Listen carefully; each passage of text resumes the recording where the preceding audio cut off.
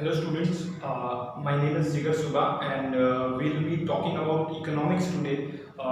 कुछ सारी चीज़ें जो आप FIGC में पढ़ चुके हो, व्हाट इज इकोनॉमिक्स, इकोनॉमिक्स क्या होता है, इकोनॉमिक्स के बेसिक कितने ब्रांचेस होते हैं, वो सारी चीज़ें आई थिंक आप FIGC में थोड़ा बहुत पढ़ चुके होंगे, बट फिर भी क्या पढ़ा है क्या नहीं पढ़ा है, कितना पढ़ा है, ढंग से पढ़ा था या नहीं पढ़ा था, वो सारी चीज़ को छोड़ के हम फिर से स्क्रैच से शुरू करेंगे कि शुरू से ही हम पढ़ेंगे कि इकोनॉमिक्स क्या होता है, कैसे होता है, इकोनॉमिक्स के कितने ब्रांचेस होते हैं।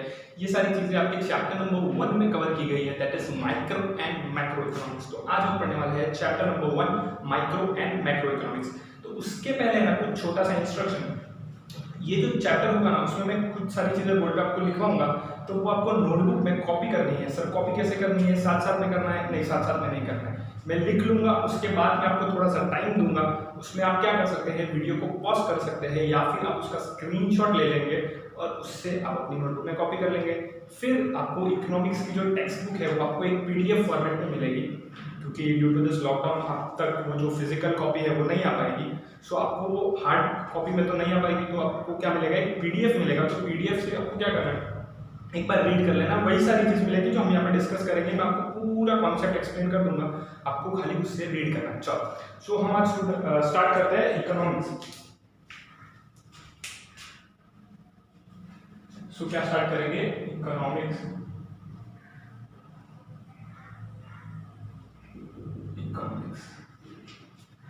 चलो, सो फर्स्ट ऑफ ऑल मैं आपको बताता हूँ इकोनॉमी क्या होता है। इकोनॉमी क्या होता है, देखो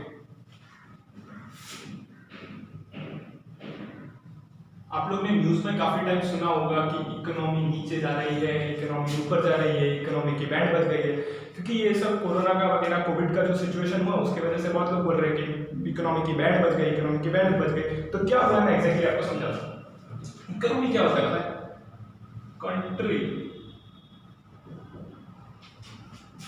इन टर्म्स ऑफ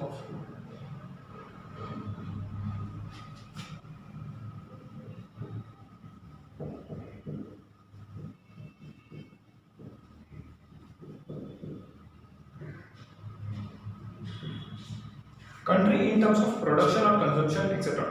देखो क्या होता है, हमारा जो कंट्री है, इंडिया है या कोई भी कंट्री है, उसके जो बॉर्डर्स होते हैं ना वो कितने किलोमीटर्स में फैला हुआ है, that is on the area. फिर ये जो है ना वो क्या होता है कि हमारी इकोनॉमी में टोटल कितना प्रोडक्शन होता है, कितना कंजम्पशन होता है। अभी हम जैसे कि आप लोगों ने देखा होगा कि मोदी जी का एक टारगेट है लाइफ में, मतलब ये जो उनकी जो मोदी 2.0 है उसका एक टारगेट है, वो लोग का कि हमें 5 ट्रिलियन US डॉलर की इकोनॉमी बनानी है। वो आपने सुना होगा जो उन्होंने न्यूज वगैरह में बोला था। तो 5 ट्रिलियन US डॉलर्स मैंने क्या बताया कि 5 ट्रिलियन US डॉलर्स का हमें क्या करना है, पूरा कंजम्पशन या प्रोडक्शन अपनी पूरी कंट्री में बना। ठीक है, तो हम क्या स्टार्ट कर रहे हैं, इकोनॉमिक्स। इकोनॉमिक्स क्या होता है, क्या पढ़ रहे हैं, इकोनॉमिक्स क्या होता है। So economics is a study, is the study of human behavior। Economics क्या है, study of human behaviour. Human behaviour को हम क्या करने वाले हैं, स्टडी करने वाले हैं। सो ह्यूमन बिहेवियर माने क्या सर, ह्यूमन बिहेवियर माने क्या। सो मैं आपको एक चीज बताऊं, इकोनॉमिक्स है ना, हम पढ़ेंगे नहीं, हम इकोनॉमिक्स को जीते हैं। We don't study economics, we live economics. हम इकोनॉमिक्स को जीते हैं। मैं आपको एक एग्जांपल देता हूँ कि आप जब छोटे से थे और अभी भी, ऐसा छोटे से तभी की बात नहीं है, जनरली आज के टाइम पे भी अगर आप कोई शॉप पे जा रहे हो या कहीं आसपास में आपको कुछ चॉकलेट खरीदनी है, ठीक है, तो एक शॉपकीपर है ना वो 10 रुपए की आपको 5 चॉकलेट देता है और दूसरा शॉपकीपर है जो आपको 10 रुपए की 6 चॉकलेट्स देता है। तो आप मुझे बताओ आप कौन सा ऑप्शन सेलेक्ट करोगे? डेफिनेटली जो 10 की 6 चॉकलेट दे रहा है। बस यही इकोनॉमिक्स में पढ़ना है। हम इंडियंस को इकोनॉमिक्स पढ़ने की जरूरत ही नहीं है, हमारे अंदर, हमारे रगों में जाता है इकोनॉमिक्स, हमारे खून में है इकोनॉमिक्स। बट प्रॉब्लम क्या है सर, ये इकोनॉमिक्स जो होते हैं ना, जो उन्होंने ये सारी इकोनॉमिक्स की बुक वगैरह लिखी है, जो डिफाइन करते हैं इतनी बड़ी बड़ी चीज, उनमें और हमें फर्क कितना है पता है? उनके पास एक शब्द है, उस शब्द है जिनसे वो इकोनॉमिक्स की ये सारी चीजें जो ऑब्जर्व की गई है, जो फॉलो होती है, उसको लिख पाते हैं, हम लिख नहीं पाते ना। इंग्लिश में क्या थोड़ा दिए है बस, बाकी कोई प्रॉब्लम नहीं है, हमको आता है इकोनॉमिक्स। ठीक है, देखो चलो, तो इकोनॉमिक्स माने it is the study of human behaviour, human behaviour का समझ करना, उसे समझना, उसे कहते हैं क्या सर, इकोनॉमिक्स। तो इंडिविजुअल लेवल पे पढ़ेंगे ना, अगर ह्यूमन बिहेवियर, ह्यूमन का बिहेवियर पढ़ना है, वो किस पे पढ़ेंगे, अगर इंडिविजुअल लेवल पे पढ़ेंगे तो एक होगा एग्रीगेट लेवल, ये क्या होगा इंडिविजुअल लेवल, एक होगा एग्रीगेट लेवल। एक क्या होता है इंडिविजुअल लेवल और एक होता है एग्रीगेट लेवल। इंडिविजुअल लेवल पे पढ़ते हैं ना, उसे क्या कहा जाता है सर, माइक्रो इकोनॉमिक्स। क्या कहा जाता है, माइक्रो इकोनॉमिक्स। और जो एग्रीगेट लेवल पे पढ़ते हैं उसे क्या कहा जाता है, मैक्रो इकोनॉमिक्स। क्या कहा जाता है, मैक्रो इकोनॉमिक्स। ठीक है सर। इंडिविजुअल लेवल पे पढ़ेंगे उसको क्या कहेंगे, माइक्रो। एग्रीगेट लेवल पे पढ़ेंगे उसे क्या कहेंगे, मैक्रो। ठीक है। सो हम जो इंडिविजुअल्स है ना, हम जो इंडिविजुअल्स, पहले मैं आपको एक माइक्रो मैक्रो का एक एग्जांपल देता हूं। देखो example,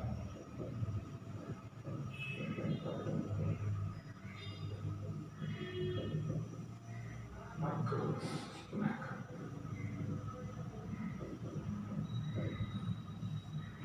example of micro versus macro. तो माइक्रो क्या होता है, मैक्रो क्या होता है सर, जब हम पूरा होल नहीं पढ़ते बट एक छोटा सा पार्ट पढ़ते हैं, उसका पूरा एक सिस्टम है वो पूरा पढ़ेंगे तो क्या हो जाएगा, मैक्रो। उसका एक छोटा सा पार्ट पढ़ेंगे उसे क्या बोलेंगे, माइक्रो। तो मैं उसका एग्जांपल समझो। देखो एक होता है माइक्रो, एक होता है मैक्रो। क्या होता है, मैक्रो। पूरा पढ़ेंगे उसको क्या बोलेंगे, मैक्रो। छोटा सा पार्ट पढ़ेंगे उसको क्या बोलेंगे, माइक्रो। चलो देखो फर्स्ट, हाँ मैं ना, हाँ क्या कर रहा था, एक कंपनी है टाटा करके, आपने सुना होगा टाटा कंपनी। तो उसमें हम क्या कर रहे हैं, तो रतन टाटा जी ने बोला कि हमें ना एनालाइज करना है कि कौन सा एम्प्लॉय का सबसे अच्छा परफॉर्मेंस है, किसने ईमानदारी से काम किया है वगैरह, वो सारी चीज़ें देखनी है। तो उसमें है ना एक अपने एम्प्लॉय है गुप्ता जी। क्या है एम्प्लॉय का नाम, गुप्ता जी। तो गुप्ता जी ने क्या पूरे साल भर में काम किया है, कितने ईमानदारी से काम किया है, वो जब देखेंगे उसे क्या कहेंगे, माइक्रो इकोनॉमिक्स। तो एम्प्लॉय, पर्टिकुलर एम्प्लॉय का स्टडी जो होगा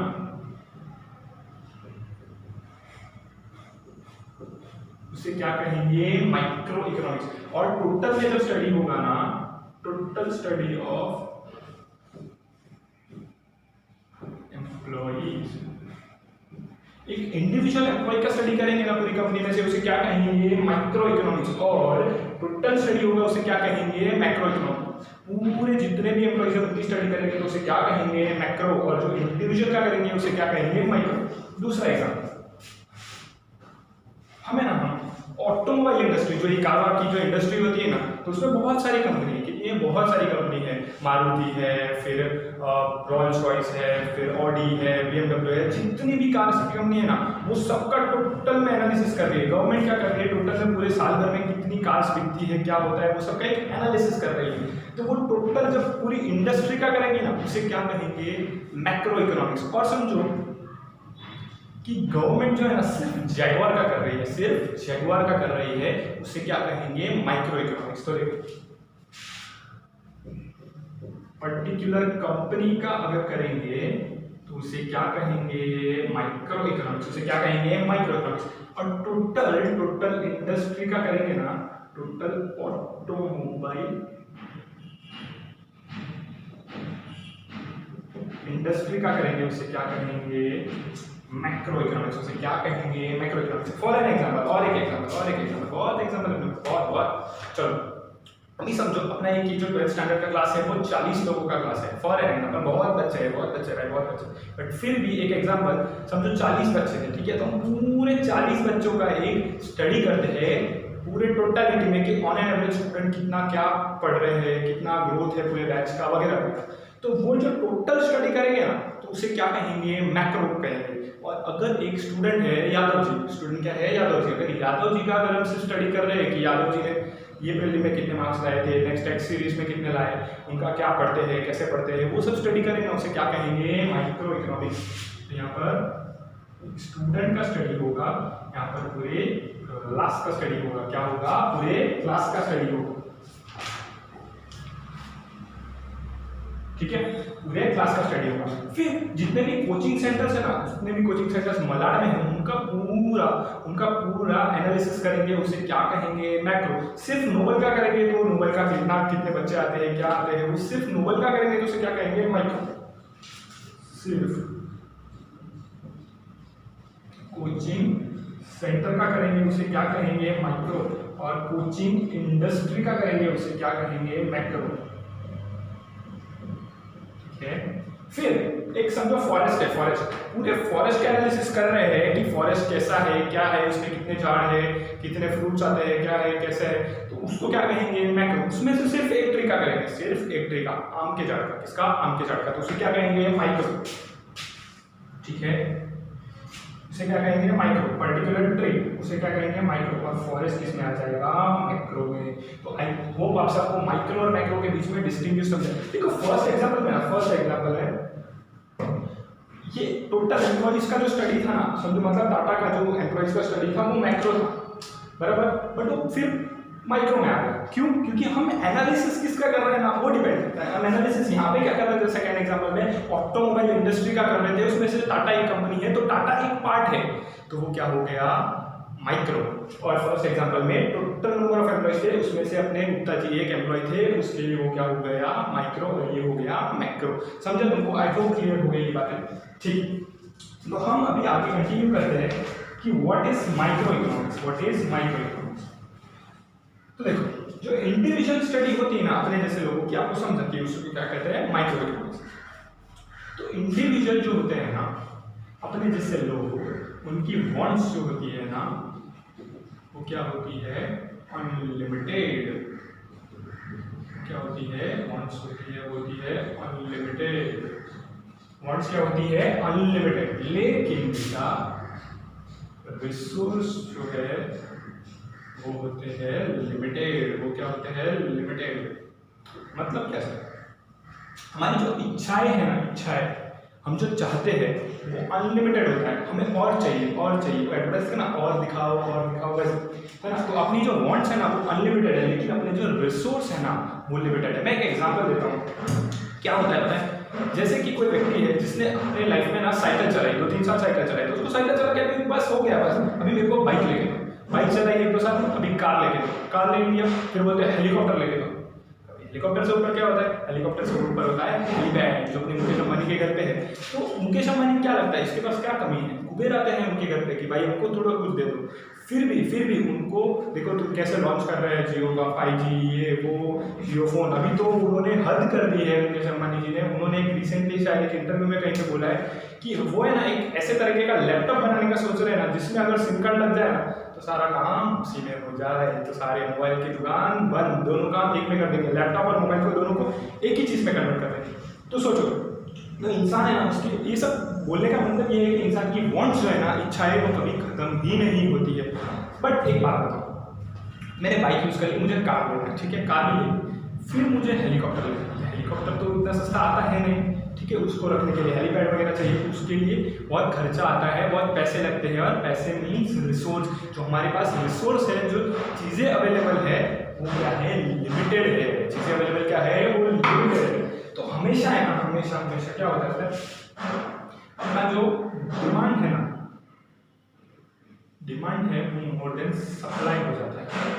जितनी हमारी डिमांड है ना उतना सप्लाई नहीं है, जितनी हमारी डिमांड है ना उतना सप्लाई नहीं है, ठीक है। तो हमेशा क्या होता है स्कैर्स होता है। ये हमारे इंडिया में होता है ऐसा नहीं है, ये हमारे इंडिया में होता है ऐसा नहीं है, ये all over the world. Economy छोटी हो बड़ी हो, मीडियम हो, डेवलप्ड हो, डेवलपिंग हो, अंडर डेवलप्ड हो, सब कंट्री में ये कॉमन प्रॉब्लम है कि डिमांड से ज़्यादा सप्लाई होते हैं। तो होता क्या है कंट्री का इकोनॉमिक्स में मेन चीज़ें तो यही पढ़नी होती है कि आप मिनिमम रिसोर्स के साथ मैक्सिमम यूटिलाइजेशन, मैक्सिमम आउटपुट कैसे निकल सकते हो, वही आपको कॉमर्स स्टूडेंट को भी पढ़ना होता है। आप कॉमर्स में जितने भी डिग्रीज लेनी है ले लो कॉमर्स फील्ड से, लेकिन अल्टीमेटली मेरी बात याद रखना, आप हमेशा आउटपुट में लास्ट चीज़ की सीखोगे कि आप कम से कम रिसोर्सेज, कम से कम चीज़ों के साथ मैक्सिमम आउटपुट कैसे कर सकते हो। तो माइक्रो में हम क्या पढ़ने वाले हैं आगे देखो।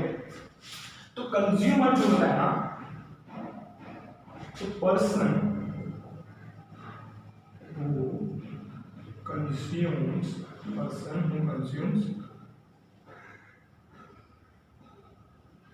goods and services known as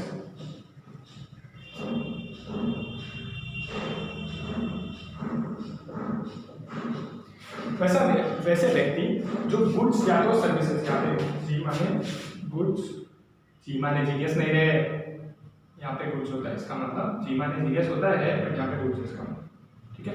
तो वैसा व्यक्ति जो गुड्स या सर्विसेज कंज्यूम करता है, जैसे अपने जैसे लोग जो साइकिल लेते हैं, बुक लेते हैं, पेन लेते हैं, शार्पनर लेते हैं, उसे क्या कहा जाएगा, गुड्स। और हमारे जैसे लोग जो होटल में खाना खाने जाते हैं, हम तो नहीं जाते, ऐसा आप जैसे लोग जाते होंगे, आप तो अमीर लोग हो, ठीक है, वो है। फिर हम हॉस्पिटल में कभी कोई बीमार है तो वहाँ जाते हैं, तो हम उनसे सर्विसेज लेते हैं। तो वैसे लोग, हम जैसे लोग, आप जैसे लोग, मेरे जैसे लोग जो क्या करते हैं, कंज्यूम करते हैं, यूज करते हैं गुड्स या सर्विसेज, उसे क्या कहा जाता है, कंज्यूमर। तो आपको और मेरे जैसे लोगों को क्या कहा जाएगा सर, कंज्यूमर कहा जाएगा। क्या कहा जाएगा, कंज्यूमर कहा जाएगा, ठीक है। तो हम क्या करेंगे सर, पता है, कंज्यूम जो है ना, कंज्यूम, ठीक है, हम जो है ना कंज्यूम करते हैं, क्या करते हैं, कंज्यूम करते हैं, उसे लेते हैं, उसे यूज करते हैं, ठीक है। तो हम वही चीज यूज करेंगे, वही चीजों को कंज्यूम करेंगे जो हमें क्या देती है, मैक्सिमम यूटिलिटी देती है या मैक्सिमम सेटिस्फेक्शन देती है। तो only those things which gives maximum satisfaction or utility at reasonable price।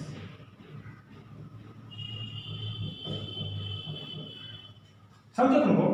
ये समझा ना, ये तो एकदम बेसिक है यार, तुमको ये सब तो आई थिंक ये सब पढ़ाने की जरूरत नहीं था, बट ठीक है, आई होप कि ठीक है, बच्चे लोग को एक बार फिर से रिवाइज करा देते हैं। तो देखो, ऐसा व्यक्ति जो कंज्यूम करता है गुड्स और सर्विस, उसे क्या कहते हैं, उसे कहते हैं कंज्यूमर। तो हम क्या चीजें खरीदेंगे जो हमें मैक्सिमम फायदा देगी कम से कम प्राइस में, मैक्सिमम फायदा देगी कम से कम प्राइस में, उसे क्या कहेंगे इंग्लिश में, only those things which gives maximum satisfaction या utility at the reasonable price, at the reasonable price, जो व्याजबी, रीजनेबल माने व्याजबी, हिंदी में बोलना तो व्याजबी प्राइस में अपने को मैक्सिमम से मैक्सिमम यूटिलिटी, मैक्सिमम से मैक्सिमम फायदा देती है, वैसे ही गुड्स हम क्या करते हैं, कंज्यूम करते हैं। आप मेरे को एक एग्जांपल दो ना। देखो, हम जब मोबाइल खरीदते हैं ना, मोबाइल खरीदते हैं तो हम कौन सा मोबाइल खरीदेंगे जो कम से कम प्राइस में ज्यादा पिक्सल देता हो, कैमरा के पिक्सल है ना, फिर ज़्यादा से ज़्यादा रैम हो, ज़्यादा से ज़्यादा रोम हो, ज़्यादा से ज़्यादा एक्सटेंडेबल मेमोरी हो, कैमरा का रेजोल्यूशन अच्छा हो, उसका सेंसर अच्छा हो, प्रोसेसिंग अच्छा हो, तो वो सारी चीज़ें हैं, करेक्ट। तो हम क्या करेंगे, हम वही चीज़ें खरीदेंगे ना। अभी मेरे को एक बात बताओ, आप शॉप पे जाके ऐसा करोगे क्या, अगर समझो आप कपड़ा खरीदने गए तो आप उसको बोलोगे कि सबसे घटिया टी शर्ट है ना, सबसे घटिया टी शर्ट वो मेरे को पता, ऐसा बोलोगे नहीं, आप बोलोगे सबसे बेस्ट डिजाइन ना, जो लेटेस्ट है वो मेरे को दिखा, पैसे की टेंशन मत ले, बहुत पैसा है, बहुत पैसा है, ठीक है। तो only those things which gives maximum satisfaction और utility at the rate reasonable price, जो रीजनेबल प्राइस में मैक्सिमम सेटिस्फेक्शन या यूटिलिटी देते हैं ना, वही हम खरीदते हैं। तो मैं आपको एक एग्जांपल देता हूँ, ओप्पो वीवो का कैसा हुआ, जो मोबाइल इंडस्ट्री में है ना, ओप्पो वीवो जब से आए हैं ना, तो कम से कम प्राइस में ना मैक्सिमम से मैक्सिमम चीजें दे रहा है। क्या है, कम से कम प्राइस में मैक्सिमम से मैक्सिमम चीजें दे रहा है, यानी कि ये चीज में बैठता है only things which gives maximum satisfaction eight the rate reasonable price. तो लोगों ने क्या किया है, वो से ओप्पो वीवो का डिमांड बढ़ गया, तो सो द डिमांड इंक्रीजेस,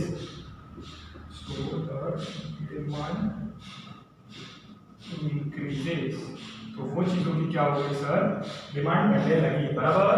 आके नहीं अरे साहब घर पे लेक्चर देख रहे हो तभी भी बोलने का, हाँ रोज, ठीक है, पेरेंट्स को लगना चाहिए पढ़ाई कर रहे हैं, ठीक है। Only those things which gives maximum satisfaction utility eight reasonable price, तो वैसी चीजों का डिमांड बढ़ेगा, ठीक है। तो हमने को क्या करना पड़ेगा, इंश्योर करना पड़ेगा the supply of such resources. अभी ये समझो कि ओप्पो वीवो के मोबाइल जो है, समझो वीवो पूरे मुंबई में महीने भर में 1000 मोबाइल बेचता है, उसका डिमांड कितना है, 1000 मोबाइल फोन का डिमांड है। उसके लिए हमें क्या करना पड़ेगा, वीवो वाले को उतना एक सप्लाई मेंटेन करना पड़ेगा, 1000 मोबाइल तो मिनिमम उसको देना पड़ेगा, करेक्ट, ठीक है। ये बात समझ में आई तुम लोगों को? तो वो सप्लाई करने के लिए क्या करना पड़ेगा, इनफ प्रोडक्शन करना पड़ेगा। क्या करना पड़ेगा, इनफ प्रोडक्शन, उतना प्रोडक्शन करना पड़ेगा। क्या करना पड़ेगा, उतना प्रोडक्शन करना पड़ेगा, आगे नहीं, उतना प्रोडक्शन करना पड़ेगा, which is to be sold in different market, क्या करना पड़ेगा, डिफरेंट मार्केट में बेचना पड़ेगा।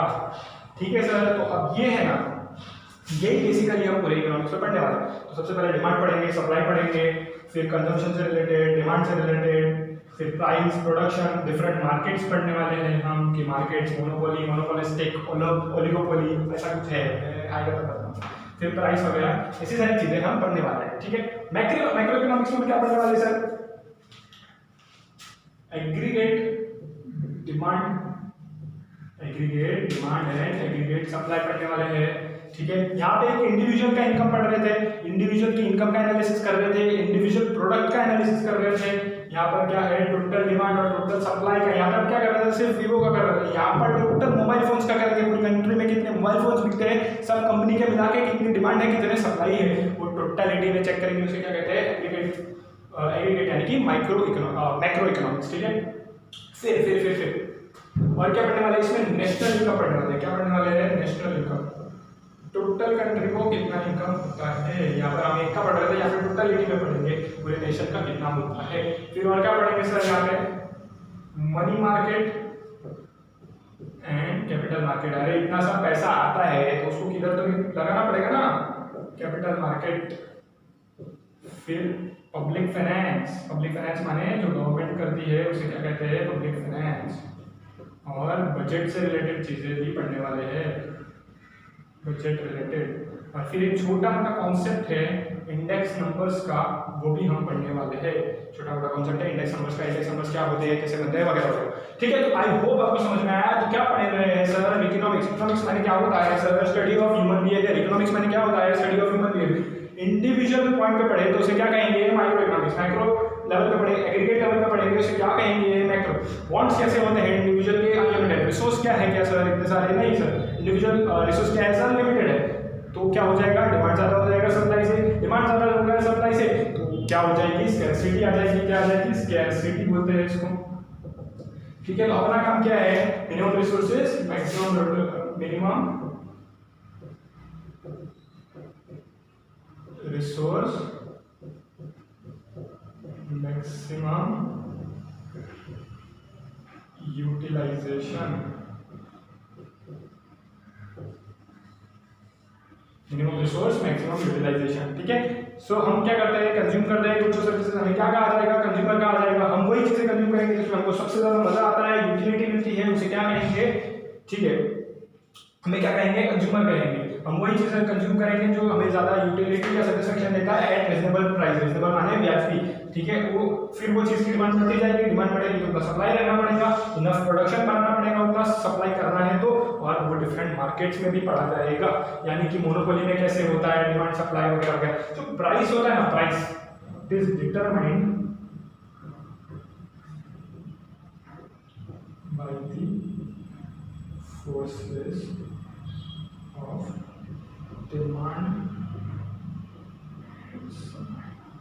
प्राइस जो था ना, प्राइस कैसे डिटरमाइन होता है पता है, determine by the forces of demand and supply. Demand और सप्लाई, जितना डिमांड है उसके बेसिस पे होगा, सप्लाई कितना है, मार्केट में स्टॉक है, आउट ऑफ स्टॉक है, वो सारी चीजें पढ़ के एनालाइज होगा। तो आप लोग क्या करो पता है, सबसे पहले ये लिखो, इतना पार्ट लिखो, that is to be written as first.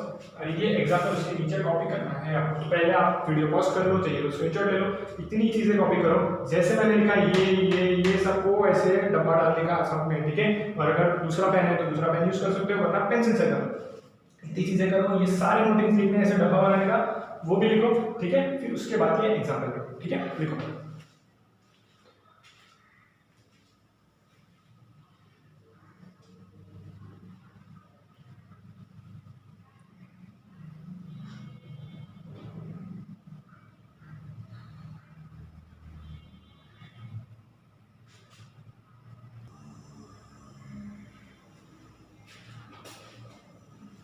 चलो, आई होप आप लोगों ने पिछली सारी चीजें लिखी हुई है, करेक्ट। सो हम अभी आगे बढ़ते हैं।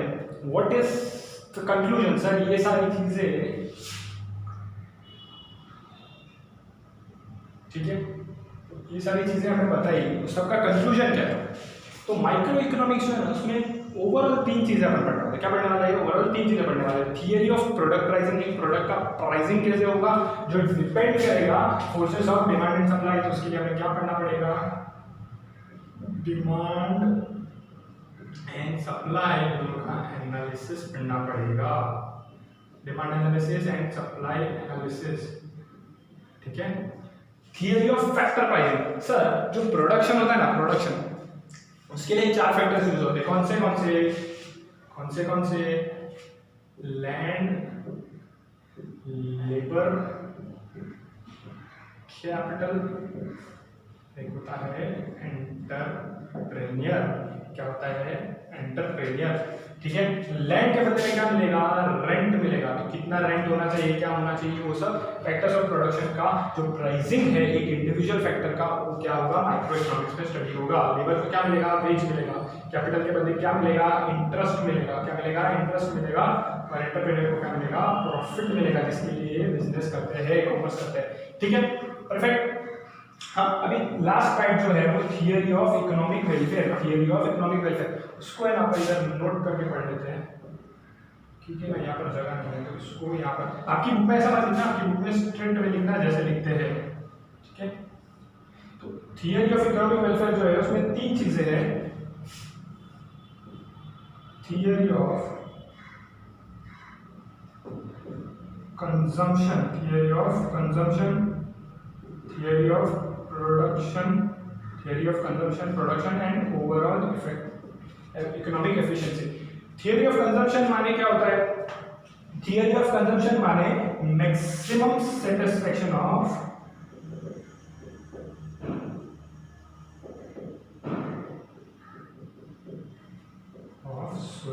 सोसाइटी का क्या होना चाहिए? मैक्सिमम सेटिस्फेक्शन होना चाहिए। प्रोडक्शन, थियरी ऑफ प्रोडक्शन में क्या पढ़ेंगे? Producing maximum amount of goods and services. Overall efficiency माने overall economic efficiency माने production of goods and services which are desired by people. Production which is desired by people, जो क्या करते हैं लोग, डिजायर करते हैं, वो पढ़ने वाले हैं। करेक्ट। तो ये फटाफट एक बार नोट डाउन करो, उसी के नीचे नोट डाउन करना है जहां पे पहले लिखा था। इसके बाद हम पढ़ेंगे distinction between micro economics and macro economics. Micro economics और मैक्रो इकोनॉमिक्स में क्या डिफरेंस होता है।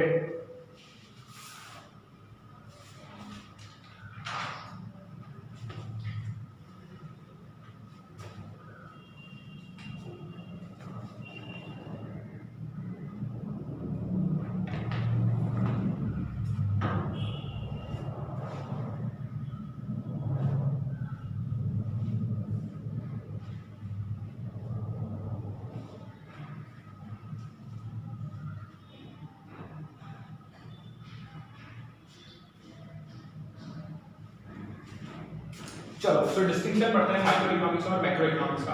माइक्रो इकोनॉमिक्स का फर्स्ट, माइक्रो इकोनॉमिक्स क्या होता है? स्टडी ऑफ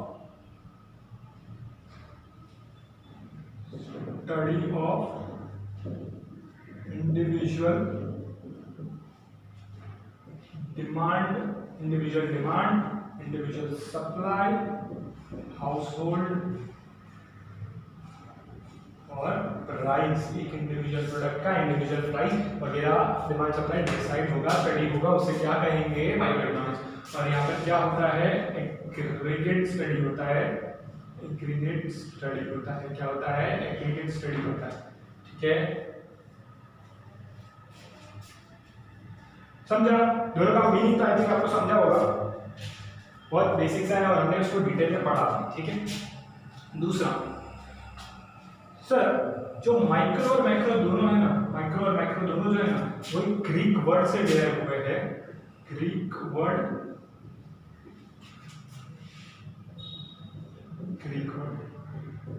तो सर फर्क कहाँ पर है? फर्क कहाँ पर है? दोनों अगर ग्रीक वर्ड से हुए हैं तो फर्क किधर है सर?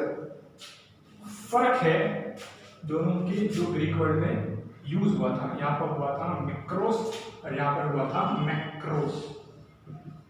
क्या था मिक्रोड, क्या था यहाँ पर मिक्रोज, यहाँ पर क्या मैक्रोज। मिक्रोज माने स्मॉल, मिक्रोज माने एक स्मॉल पार्ट का स्टडी करना और मैक्रोज माने लार्ज पार्ट का स्टडी करना, ठीक है। मिक्रोज माने स्मॉल पार्ट का, यहाँ पे क्या होता है मैक्रोज माने लार्ज पार्ट का स्टडी करना। यहाँ पे स्मॉल लार्ज नहीं बोलने का अपने को, स्मॉल लार्ज क्या डोसा खाने नहीं है, डोसा क्या बोलते हैं उसको, पिज्जा, पिज्जा खाने नहीं है, स्मॉल लार्ज नहीं करने का। इधर क्या बोलने का, माइक्रो माने इंडिविजुअल का स्टडी और मैक्रो माने एग्रीगेट का स्टडी। इंडिविजुअल माने हाँ, इंडिविजुअल माने माइक्रो का स्टडी और मैक्रो माने एग्रीगेट का स्टडी, ठीक है। चलो थर्ड पॉइंट क्या है, यहाँ पर जो है ना हम एक इंडिविजुअल का स्टडी करते हैं, एक इंडिविजुअल का स्टडी करते हैं, यहाँ पे एग्रीगेट का करते हैं। तो यहाँ पर है ना इंडिविजुअल का डेटा लेना बहुत इजी होता है, उसकी इंफॉर्मेशन लेना बहुत इजी होता है। इसके लिए हम यहाँ पर क्या करते हैं, डिटेल स्टडी करते हैं। कैसी स्टडी करते हैं, डिटेल स्टडी करते हैं। और यहाँ पर क्या करेंगे सर, सैम्पलिंग बेसिस पे स्टडी करेंगे। क्या करेंगे, सैम्पलिंग बेसिस पे स्टडी करेंगे, ठीक। हाँ भाई, ठीक। चलो फोर्थ पॉइंट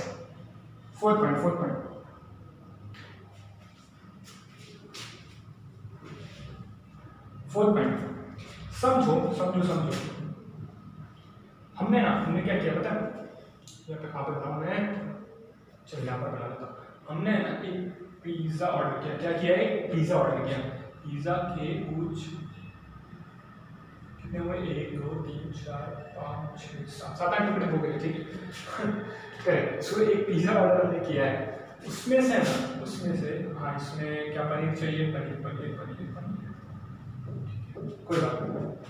हाँ, तो उसमें से ये जो एक पार्ट है ना, एक टुकड़ा है, इसका हम स्टडी करेंगे ना, तो उसे क्या बोलेंगे, माइक्रो। और पूरे पिज्जा का स्टडी करेंगे, उसे क्या कहेंगे, मैक्रो। अगर एक पार्ट है उसका स्टडी करेंगे तो माइक्रो, पूरे को क्या बोलेंगे, मैक्रो। तो यहाँ पे ना क्या बोलते हैं इसको, क्या किया हमने, स्लाइस किया, एक टुकड़ा किया। तो यहाँ पे कौन सा मेथड यूज होता है, स्लाइसिंग मेथड। कौन सा मेथड, स्लाइसिंग मेथड। और यहाँ पे हम पूरा लमसम मेथड स्टडी किया, उसे क्या बोलेंगे, लंपिंग मेथड। क्या बोलेंगे, लंपिंग मेथड, ठीक है। क्या बोलेंगे, लंपिंग मेथड, ठीक है सर। और यहाँ पर हमारा फोकस क्या होता है, प्राइस के लिए। यहाँ पर फोकस क्या होता है, प्राइस थियरी, ठीक है। क्या होता है, प्राइस थियरी। हम जो फोकस है हमारा वो किस पे होगा, प्राइस डिटरमिनेशन वगैरह पे होता है। तो उसके लिए यहाँ पे क्या बोलते हैं, थियरी कौन सा यूज होता है, price theory which is based on concepts of demand supply। किस पे बेस्ड है, डिमांड और सप्लाई के कॉन्सेप्ट्स पे बेस्ड है। और ये जो है ना वो इनकम कॉन्सेप्ट्स पे बेस्ड है, इनकम।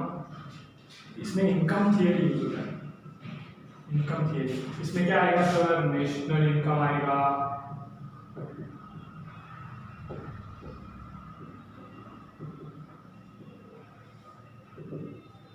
इसमें क्या आएगा, नेशनल इनकम, अनएम्प्लॉयमेंट वगैरह, ठीक है। तो ये जो है ना मैक्रो वो पूरे नेशन का होता है। तो इसमें बड़े बड़े कॉन्सेप्ट्स होते हैं, बड़े बड़े प्रॉब्लम्स होते हैं। यहाँ पर छोटी छोटी चीज़ों का डिस्कशन होगा, ठीक है। तो ये आपको है ना फिल इन द ब्लैंक्स वगैरह में पूछते हैं कि फिल इन द ब्लैंक्स है वगैरह में पूछेंगे कि प्राइस थियरी किसके लिए होता है, तो micro economics, income theory macro economics, slicing method micro economics, lumping method macro economics. तो ये जो फर्स्ट चैप्टर में आपको नहीं तो ढंग से पढ़ के जाओ ना, तो 10-15 मार्क कहीं ऑब्जेक्टिव्स में कहीं ना कहीं तो आपको दिलवा देगा, ठीक है। फिर और क्या है आगे,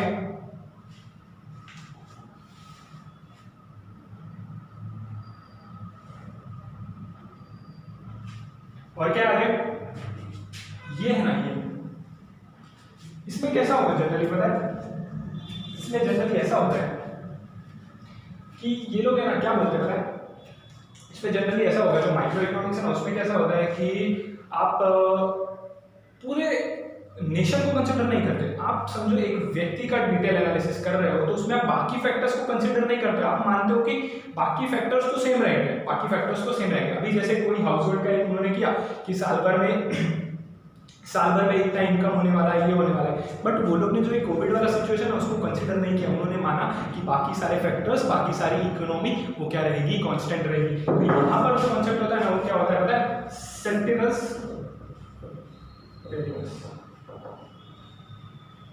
सर क्या रशियन में पढ़ा है, रशियन नहीं बेटा, ये सेंटिनस पेरियस माने क्या होता है, सेंटिनस पेरियस माने अदर थिंग्स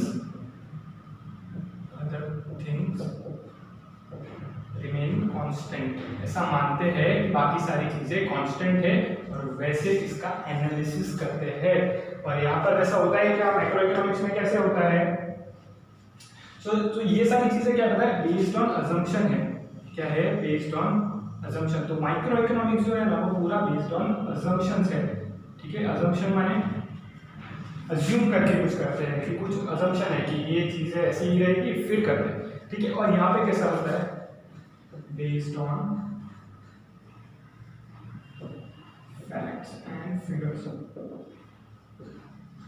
ठीक है, ऐसा होता है फैक्ट्स और फिगर्स के बेसिस पे होता है। फैक्ट्स और फिगर्स माने सर जो अनएम्प्लॉयमेंट रेशियो है वो तो है, अभी जितने लोग अनएम्प्लॉयड है, बोला कि पूरे महाराष्ट्र में एटलीस्ट 1.5 लाख लोग अनएम्प्लॉयड है जिनके पास नौकरी ही नहीं है, रोजगार ही नहीं है। तो वो क्या हो गया, एक फैक्ट है जो सर्वे हुआ है उसके बेसिस पे बात कर रहे हैं, ऐसा कुछ अज्यूम नहीं है यहाँ पर। तो ये जो होता है फैक्ट्स एंड फिगर्स के बेसिस पे होता है। ठीक है, अभी एक मेरे को बात बताओ, छोटा पार्ट क्या है, छोटा पार्ट क्या है, ये है। तो इसका जो स्कोप है ना, स्कोप क्या होता है, लिमिटेड। स्कोप क्या होता है, लिमिटेड। ठीक है, स्कोप लिमिटेड। मैक्रो में अनलिमिटेड। नहीं बेटा, ऐसा नहीं होता, इंग्लिश का प्रॉब्लम है अपना, उधर स्कोप लिमिटेड नहीं होगा। इसको क्या बोलेंगे और क्या बोल सकते हैं, इट्स नैरो कॉन्सेप्ट। इसको क्या बोलेंगे, नैरो कॉन्सेप्ट। ठीक है, उधर ऐसा लिमिटेड अनलिमिटेड वैसा नहीं करना है। यहाँ पर स्कोप क्या होगा, वाइडर स्कोप। क्या होगा, वाइडर स्कोप। स्कोप क्या होगा, वाइडर। करेक्ट। और 2-4 पॉइंट है, ये आपकी टेक्स्ट बुक में इतने सारे पॉइंट नहीं है, तो आई रिक्वेस्ट कि आप ये सब चीजें लिखना, अभी नहीं, बाद में जब मैं अभी बोलूंगा आपको तभी लिखना, क्योंकि आपके टेक्स्ट बुक में इतने सारे पॉइंट है नहीं। ये अपना सब तुम्हारे ग्रुप की वो है, बाकी उसमें नहीं है, टेक्स्ट बुक में नहीं मिलेगा आपको ये सारी चीजें। ठीक है, इसमें और एक होता है, ये पार्शियल इक्विलिब्रियम करता है फोकस। ये क्या होता है, पार्शियल इक्विलिब्रियम के बेस पे होता है, और वो क्या होता है, जनरल इक्विलिब्रियम। सर ये क्या होता है, ये अपन आगे जब चैप्टर्स पढ़ेंगे ना तब समझेंगे, अभी ये नहीं समझेगा तुमको, ये अभी तुमको नहीं समझेगा। ठीक है, आगे जब चैप्टर्स पढ़ेंगे तब पढ़ेंगे। फिर ये जो होता है ना वो क्या होता है, इंडिपेंडेंट होता है। आप एक हाउस होल्ड का, एक व्यक्ति का करोगे तो वो इंडिपेंडेंट है बाकी सारी चीजों से। और यहाँ पर क्या होगा, ये इंटरडिपेंडेंट होता है। क्या होता है, इंटरडिपेंडेंट होता है। इंटरडिपेंडेंट होता है। ठीक है, करेक्ट। इसको एक बार देखो, पूरा रीड लगाओ, सारे पॉइंट्स को रीड करो, पॉज करके लिख लो चाहिए तो, और एल्स आप चाहो तो स्क्रीनशॉट ले लो, जैसे भी लिखना है लिखो। अरे वो पिज्जा का कट गया तो पूरा बना लेना अपनी बुक में। एग्जाम्पल्स देखो, पिज्जा बनाना जरूरी है, आपके लिए अच्छा है, बाद में आपको याद आएगा पिज्जा से वो स्लाइस और आपको लंपिंग याद आएगा। तो मैं तो बोलता 4th पॉइंट के आगे उसको बना लो पिज्जा को। पनीर भी बनाना, चीज़ चाहिए, चीज़ ले लेना।